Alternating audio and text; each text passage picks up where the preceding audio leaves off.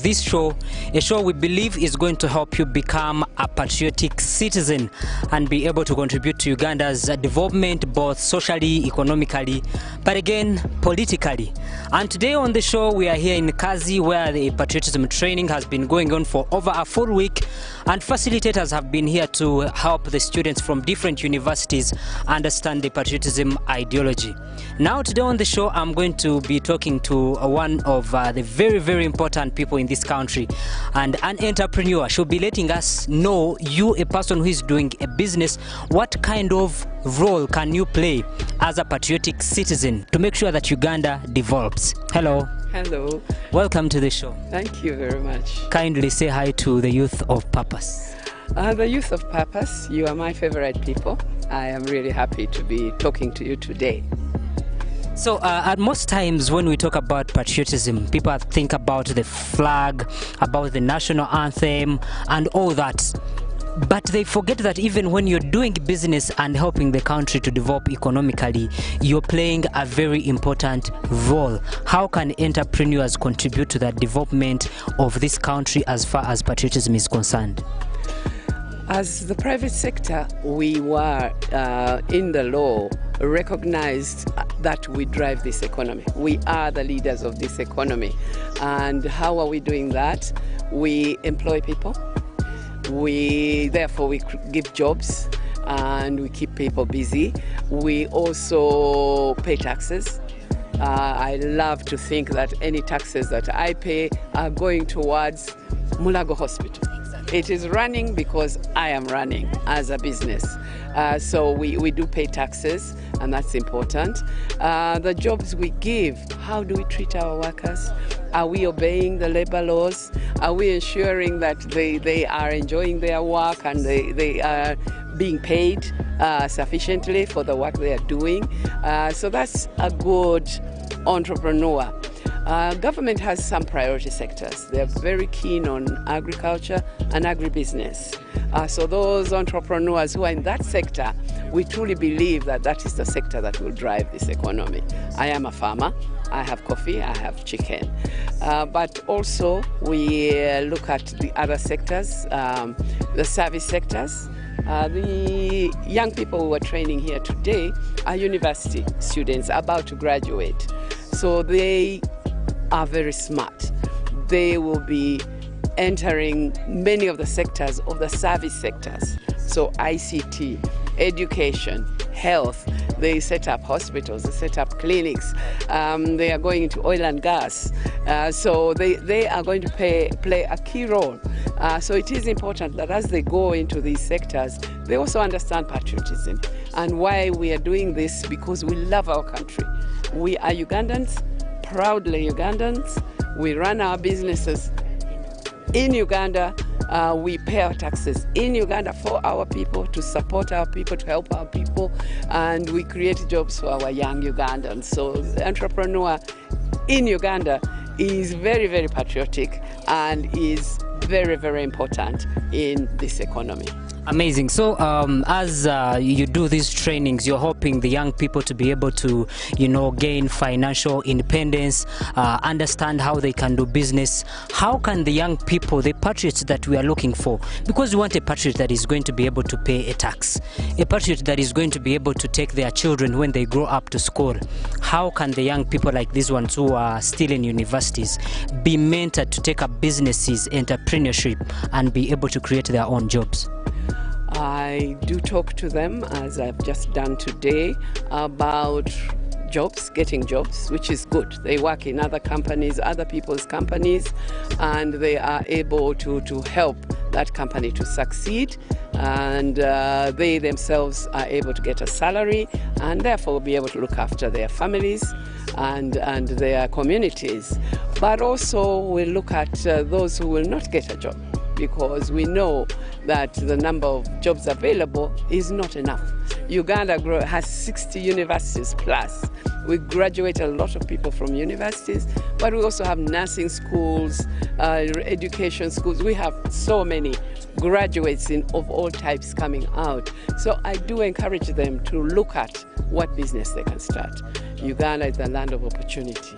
Yes, so agriculture is a sector where we're very strong, but also the services, because we have the educated young people who can go into ICT, who can go into the creative talents, who can go into education, who can go into health. So that is the service sectors. Tourism. Uganda is blessed. Beautiful weather 12 months of the year. We can have tourists here the whole year, and our own tourists, the Ugandans, should begin to enjoy their own beautiful products, like the water products, Lake Victoria, the falls. We have great water products.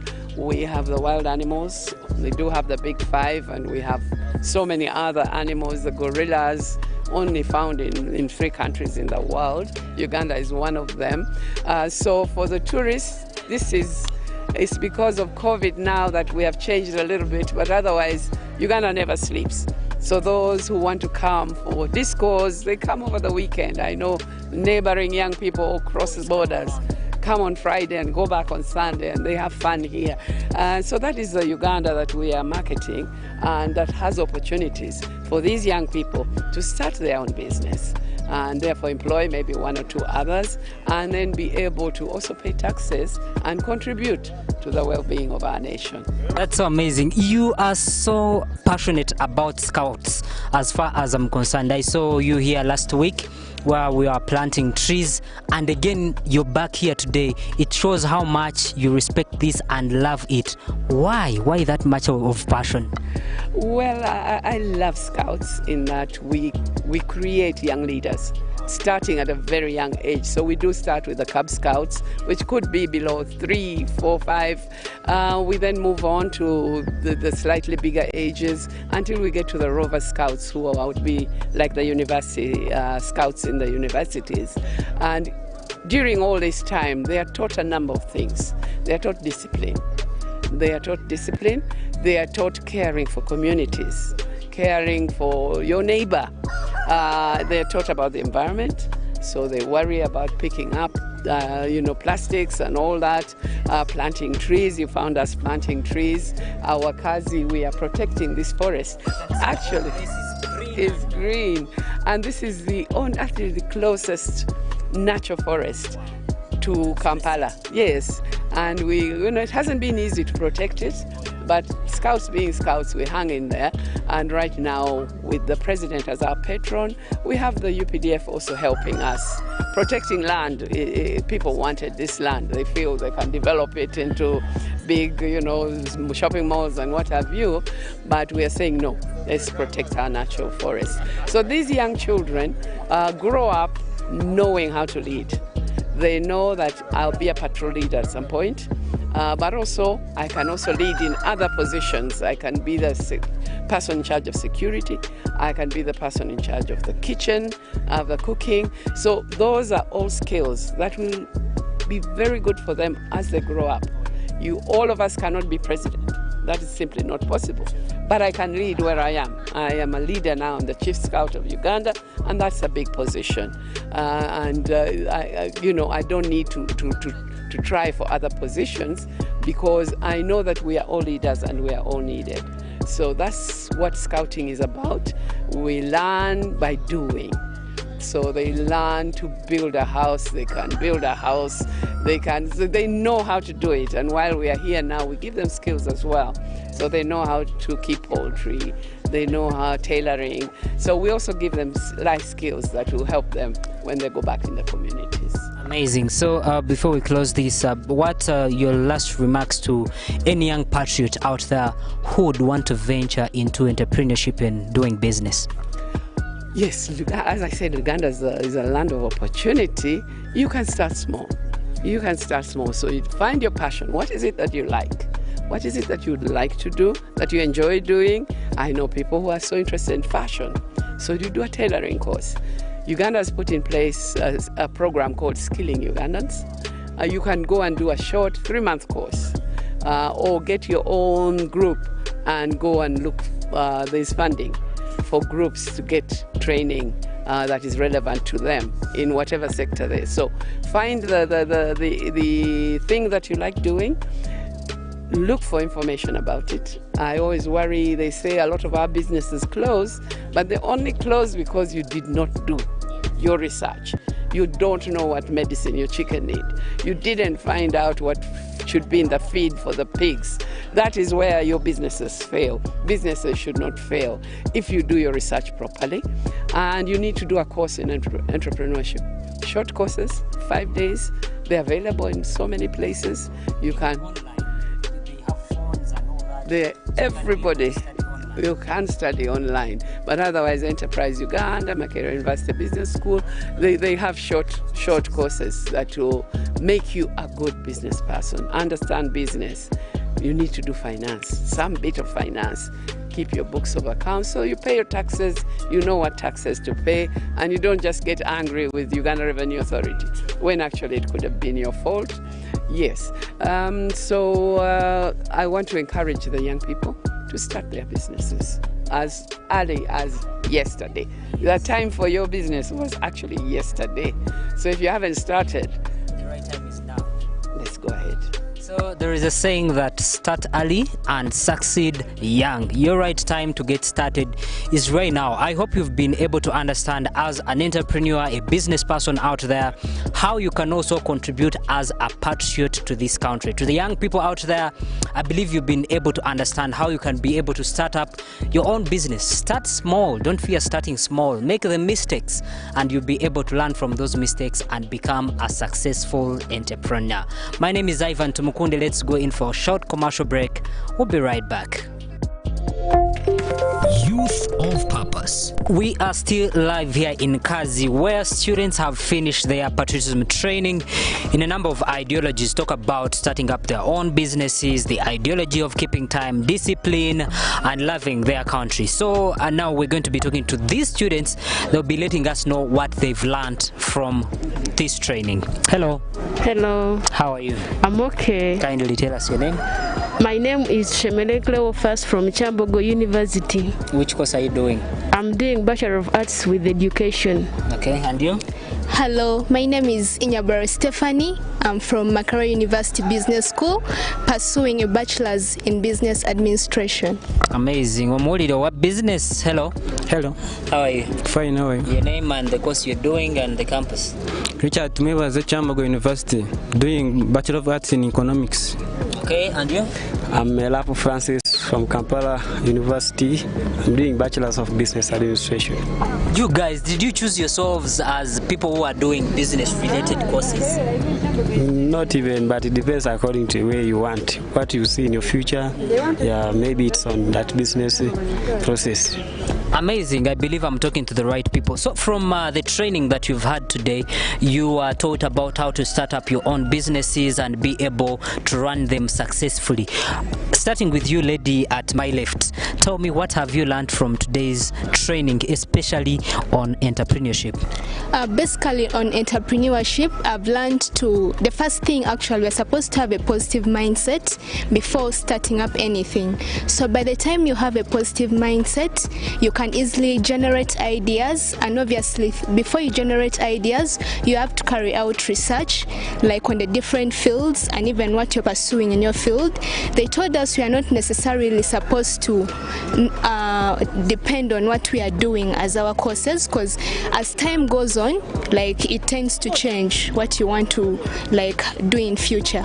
Because in most cases you might find a medical student going in a field of maybe farming because it's a business. Like these days commercial farming is generating income like in different aspects. So basically I won't look at myself as a business student only, but I can also look at it in other ventures. Yeah, then easily we can transform our country by making sure that we generate what is necessary for our country, Uganda. Amazing. So I would like to know from you, what did you learn so much about starting small? Starting small does not matter where you are, you start from or the capital. It's only that what you start from will reach you somewhere, as a person. It does not matter whether you are whether you have a high level of education or small, but you have to start where you can start from. Yeah. Okay, so tell me, what have you been able to learn from today's training? Yeah, thank you so much. Today's training has helped me to learn a lot, like going beyond theoretical thinking. As an economist, I have to put those theories that we have made into practice so that I can come out with something new. And also I have to start with something small.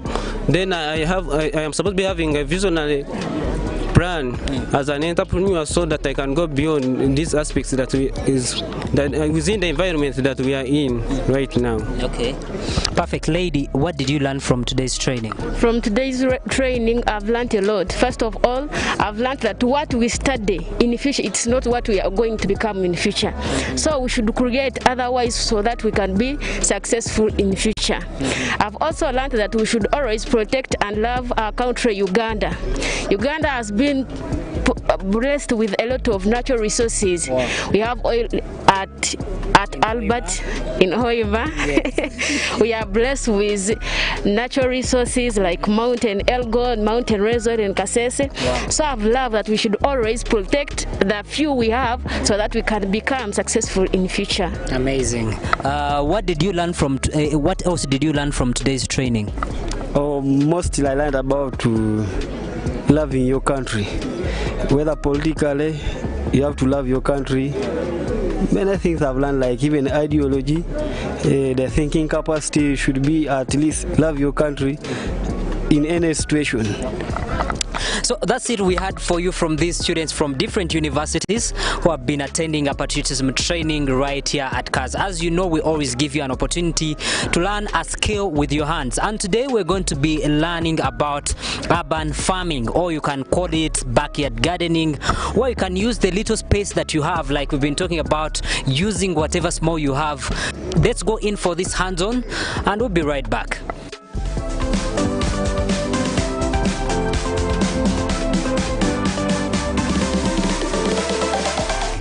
So at most times we keep consoling ourselves about situations because of the setting where we're coming from, probably because we are in an urban setting and some of you don't have land where you can do business or set up, let's say, farming. Now today we'll be visiting out to Tony, and he'll be showing us how he's been able to set up a number of small-scale enterprises that are earning him a living, but also keeping him busy just in this kind of a small setting.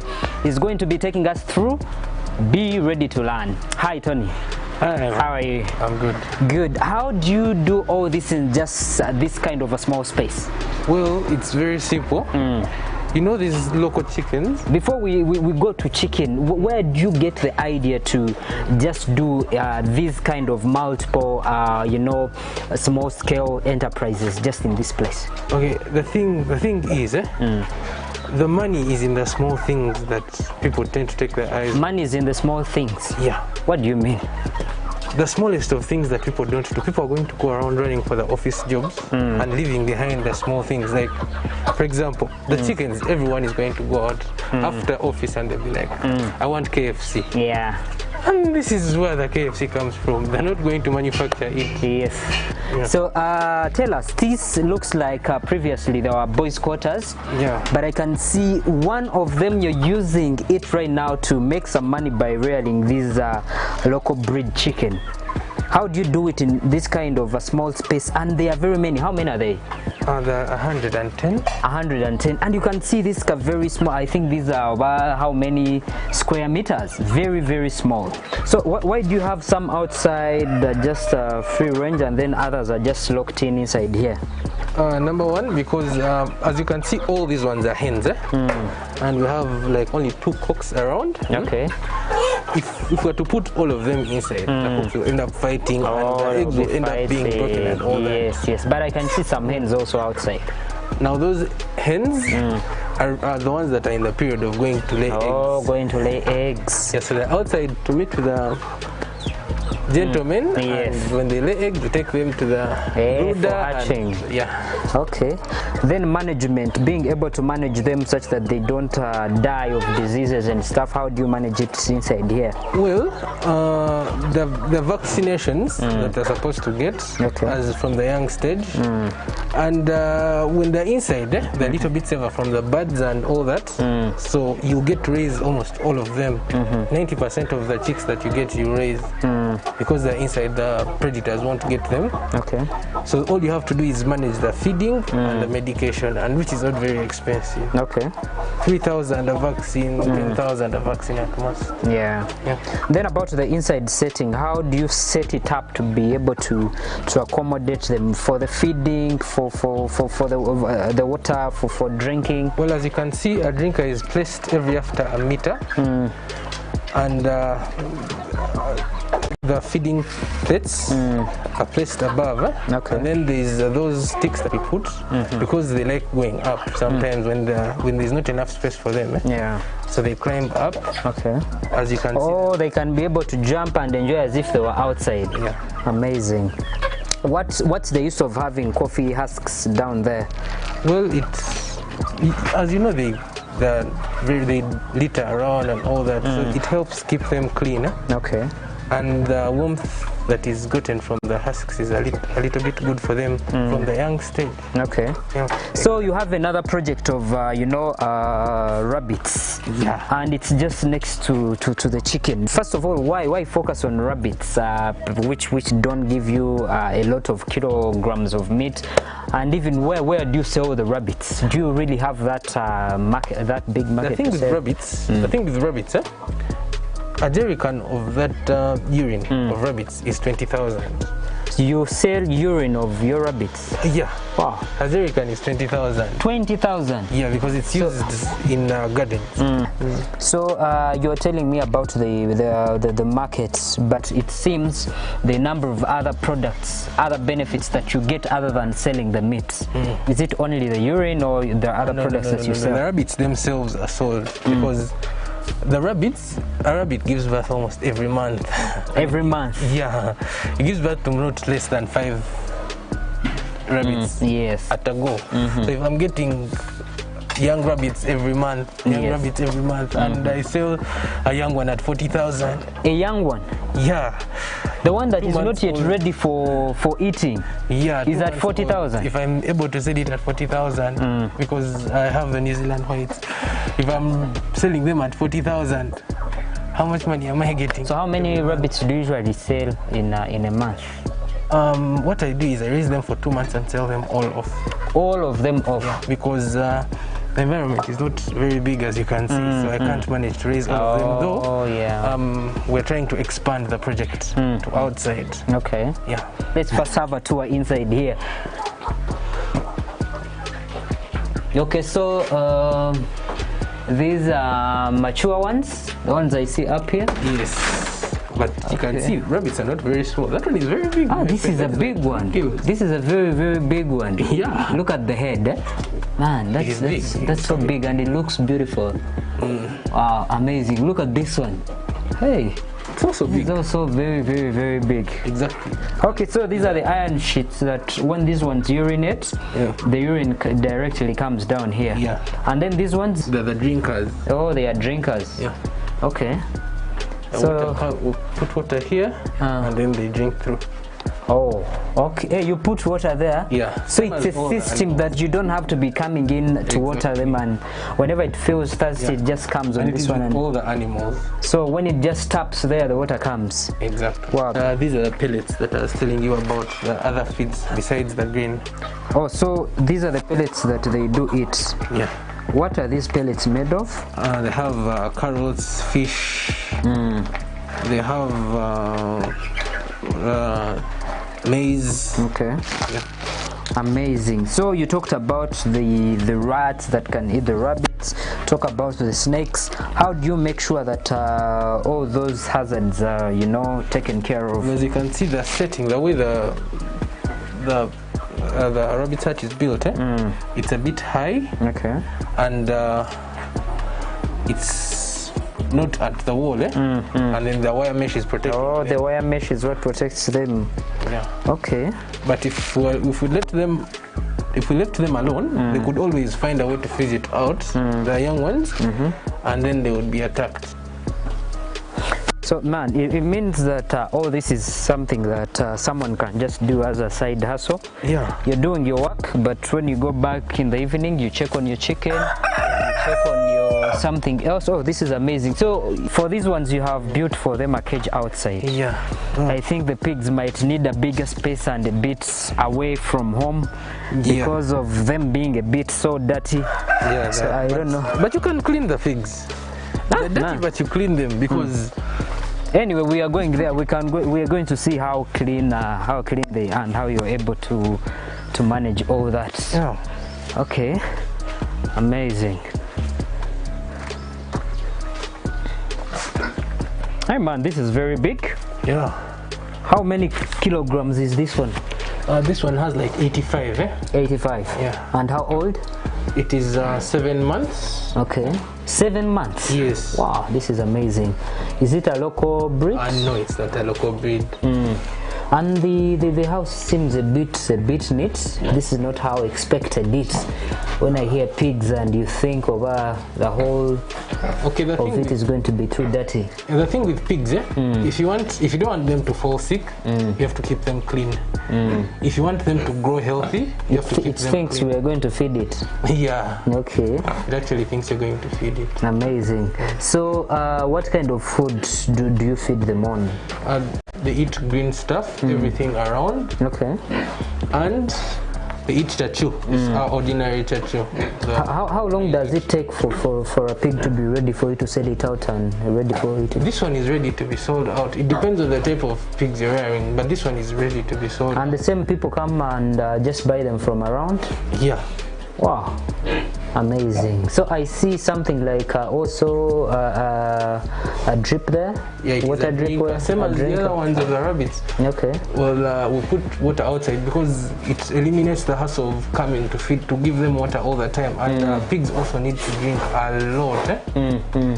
So we put water in the jerry can and they. So how it also just taps on that and water comes. Yeah, it knows that there is where it needs water from. Okay. Wow, that's amazing. Okay, let's check out on these others. Man, so this one has piglets. Yeah, it has. And this is extra big. Yeah. Extra big. And these ones are only a month old. How much do you sell a piglet? A piglet is 250,000. Just this one, 250,000. Yeah. Man, that's a bit expensive. And these ones are very good breeds because you can sell this one off at 7 months. They grow as you've seen the other one. And it's also really it's also a bit so clean inside here. Yeah. Man, this is like a cow for real. So this one is pregnant. Yeah. Okay. How many months? The pregnancy? Just 2 months. Yeah, in a few months it will be. How long does it take to give birth? It's left with like 5 months. It's for how many months? Huh? It takes like how many months? It takes 6 months, 6 to 7 months depending. Yeah? 6 to 7 months. Yeah. Okay.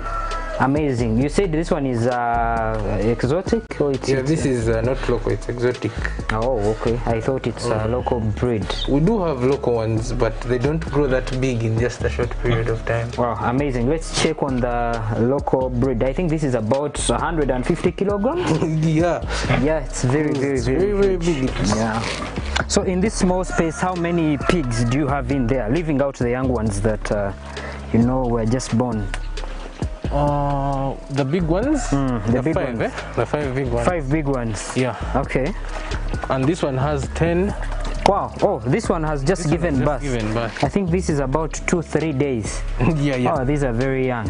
This is about how many kilograms? This one has just given birth, so it's a bit small. It's about 120. 120. Yeah. But definitely that's some good money. Yeah.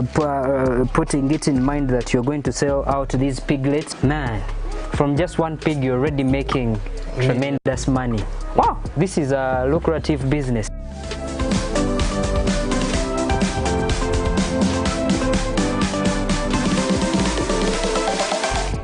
Well, from today's show, I believe you've been able to understand how you can be able to start up your own business. But again, being a patriot, loving Uganda and looking at the opportunities that are surrounding you. Look at the environment, talk about the opportunities in the tourism sector, talk about the beautiful mountains, the wild animals that we have. What can you do to be able to earn from that? And Youth of Purpose Show is here to help you get all those opportunities and understand how you can become a better person. This show is proudly sponsored by the National Secretariat for Patriotism Co. Office of the President under the theme Uganda First, putting Uganda first in all that we do. That's by protecting the environment, loving the people that you live with, but again, living a responsible life. That's all we had for you on Youth of Purpose, this show. See you next time.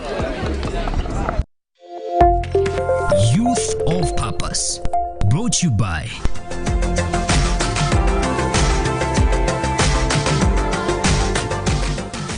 Uganda First.